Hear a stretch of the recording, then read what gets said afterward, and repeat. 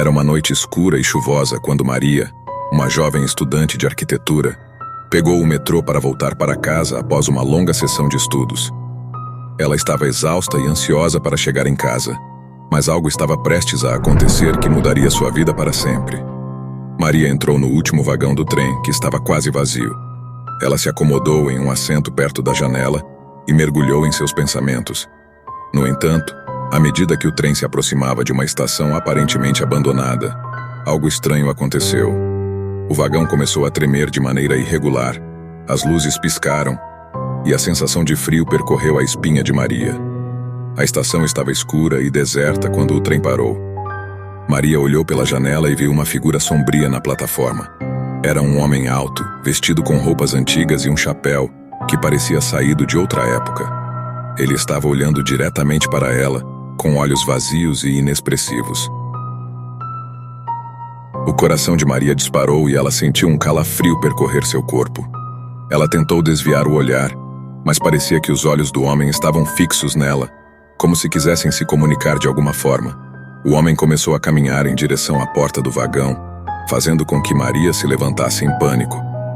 Nesse momento, o trem deu um solavanco e as luzes se apagaram por um instante.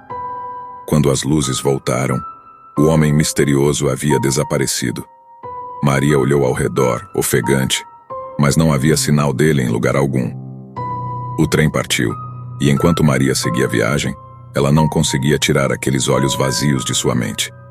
Chegando em casa, ela começou a pesquisar sobre a estação e descobriu que havia rumores de que aquele local estava associado a acontecimentos estranhos e desaparecimentos inexplicáveis.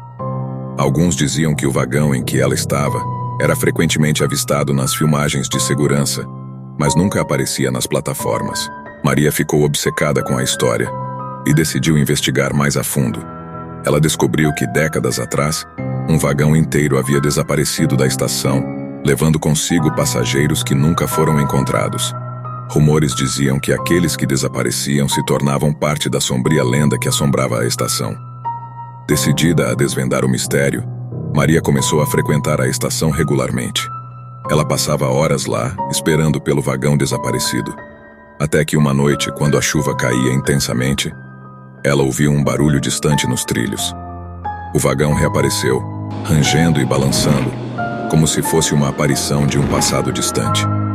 Maria, tomada por uma mistura de medo e fascinação, subiu a bordo. O interior estava sombrio, mas ela podia sentir uma presença ao seu redor.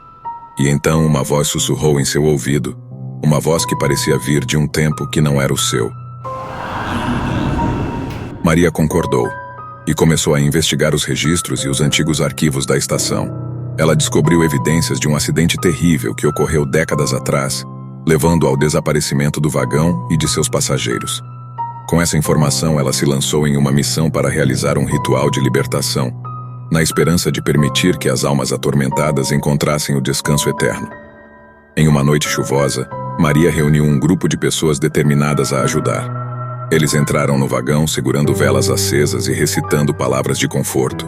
Enquanto o ritual avançava, os passageiros fantasmas começaram a desaparecer lentamente, dissipando-se como fumaça ao vento.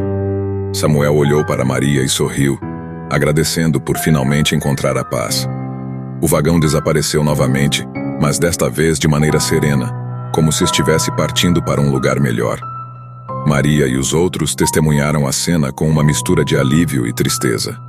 A lenda do vagão desaparecido finalmente encontrou seu desfecho, graças à determinação e compaixão de Maria.